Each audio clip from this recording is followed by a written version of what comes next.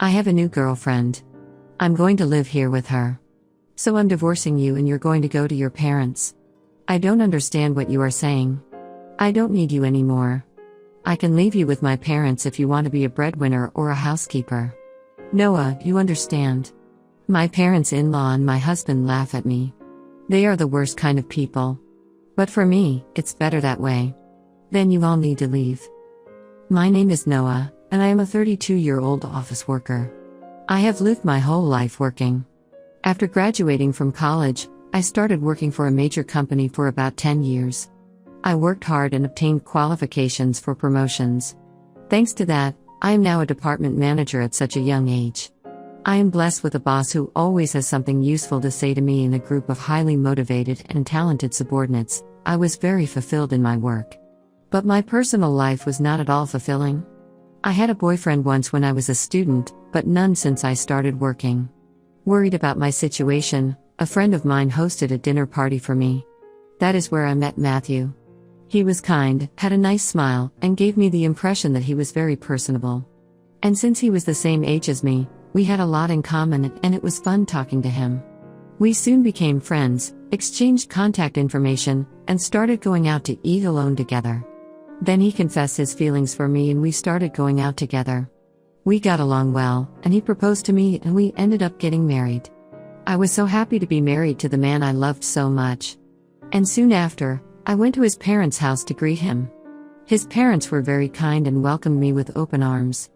Noah, it's nice to meet you. I can't believe such a beautiful person came to be Matthew's bride. I am so proud of my son for bringing a good woman here. Hey, Mom and Dad, stop it, Noah's getting scared. Oh my, if you really think so, you can say it. That's right. It's a compliment, so it's okay. His parents were very friendly and easy to talk to, just like him. Noah works for a major company, doesn't she? Oh no, that's great. It's cool to be a woman who can work hard. Will you quit your job when you get married? No, I'm going to keep working.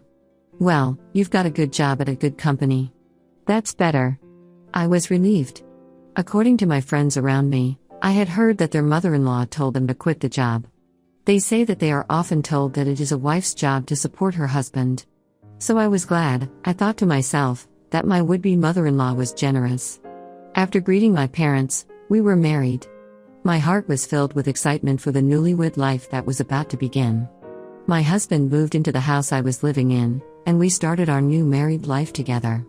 I'm very happy to be newlyweds with my husband, whom I love very much. I'm happy to be able to be at home with him all the time, and I'm also happy to have him home when I come home from work. 6 months into our life together, my husband said he had something he wanted to discuss with me. If you don't mind, I'd like you to live with my father and mother. What?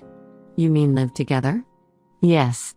They are getting old and I am worried about many things. I see. I can certainly understand how my husband feels. My parents are about the same age as my husband's parents, but my brother and his wife are currently living with them, so I have nothing to worry about.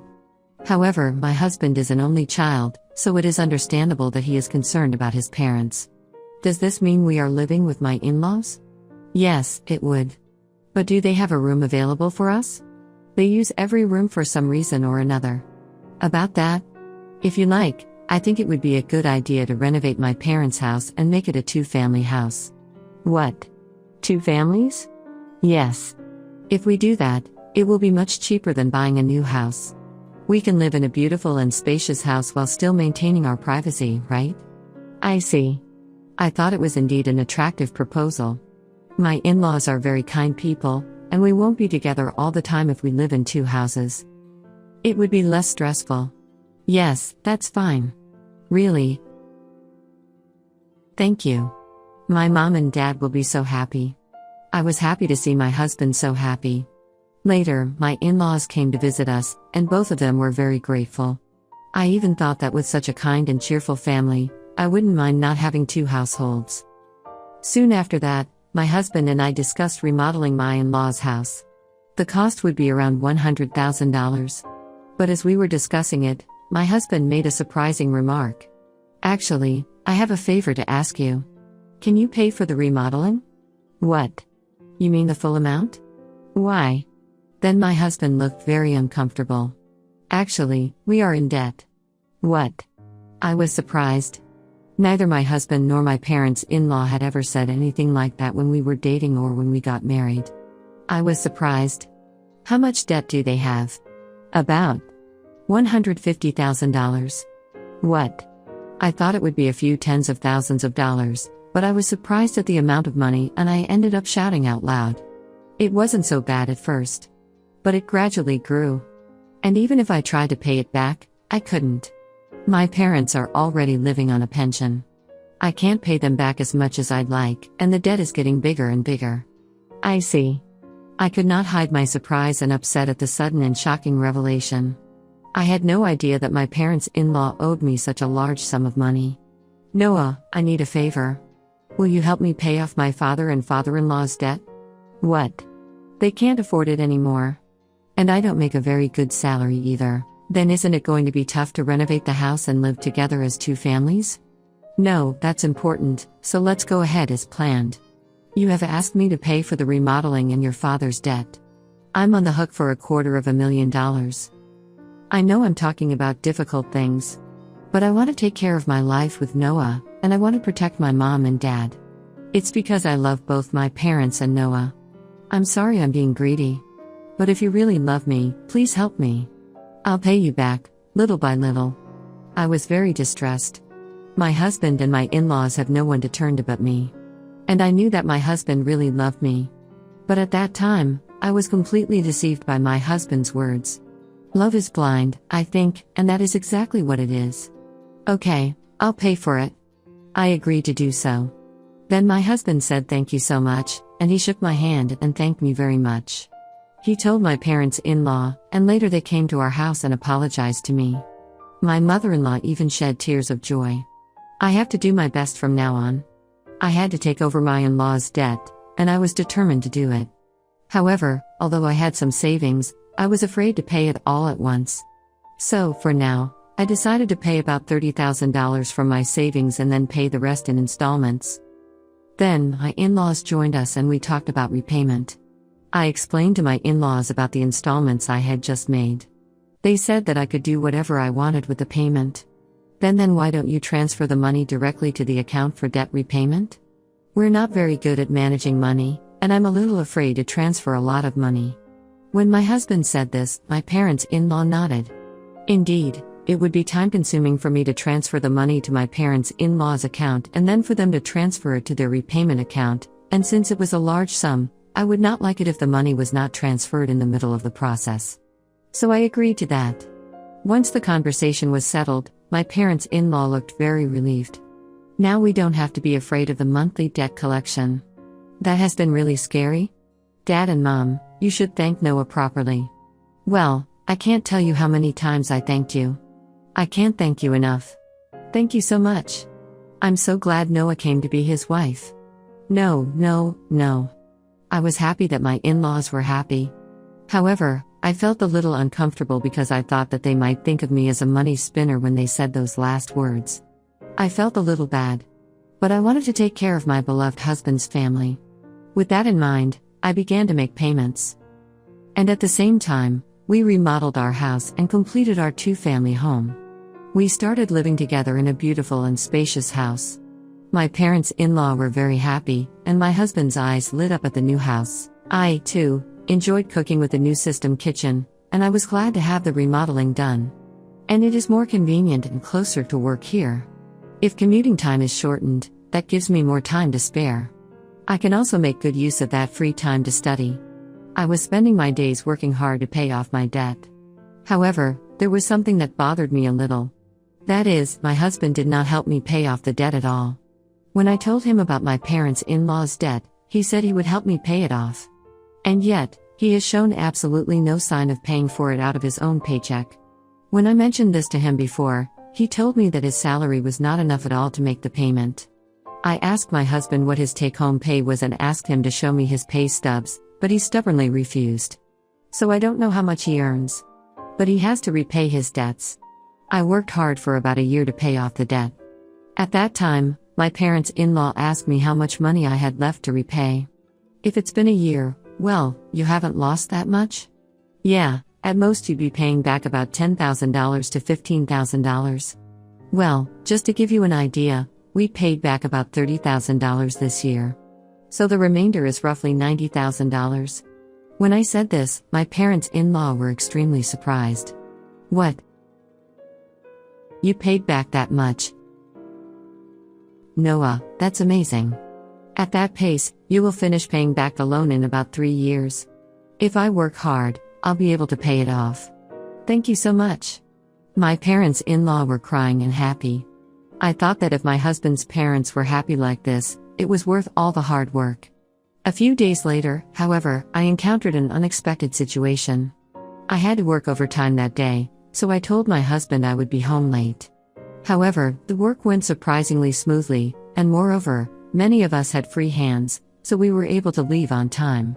So I hurried home as usual, thinking I would cook dinner for my husband.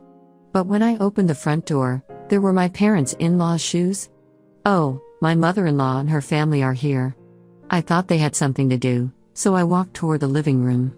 Then I heard my parents-in-law and my husband talking about something. You were right to marry that woman, weren't you? Matthew, you did great. I can't believe you got a woman with that much money. When I heard she works for a big company, I was really cautious and seduced her. You should be more grateful. Oh my, you're one of the people who created that debt. What? But I'm the one with the least. What are you talking about? How much did you spend on horse racing? Your gambling is terrible. I hit a jackpot once in a while. So there were times when we were in the black. How can you be in the black when you owe $150,000? But at this rate, we'll be able to get out of debt and get back on track. That's really great, and she even remodeled our house. I got a really good wife. Well, I'm going to throw her away after she pays off the debt. My husband and parents-in-law laughed. I was so stunned that I couldn't move from the front door for a while. After calming down a little, I made a loud noise as I closed the lock and said I'm home. From the front door. And when I went to the living room, my parents-in-law and husband greeted me with smiles. Oh, Noah, welcome home. Good job, good job.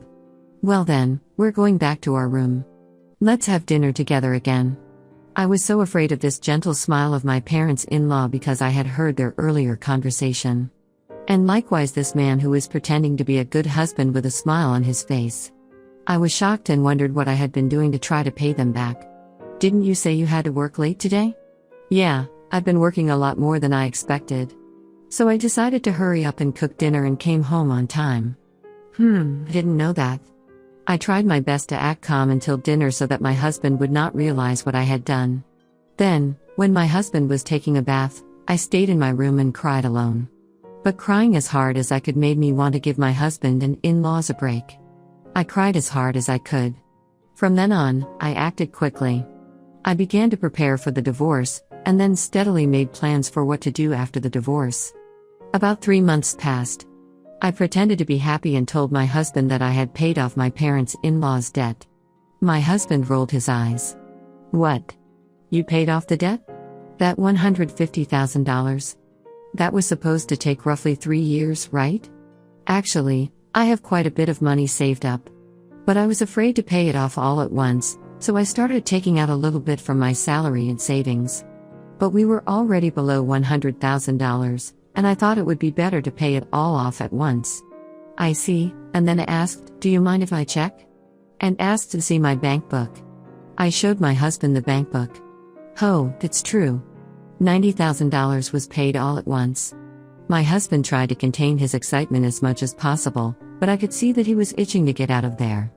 Wow, Noah, thank you, my dads are going to love this. My husband put his hands on his face and seemed to be crying. But I know it was just an act and he was pretending to cry. Soon after that, my parents-in-law also came and thanked me. Thank you so much, I'm so glad I met Noah. You're like God. If I had not known any of this, I would have surely been happy to be along for the ride, having been deceived.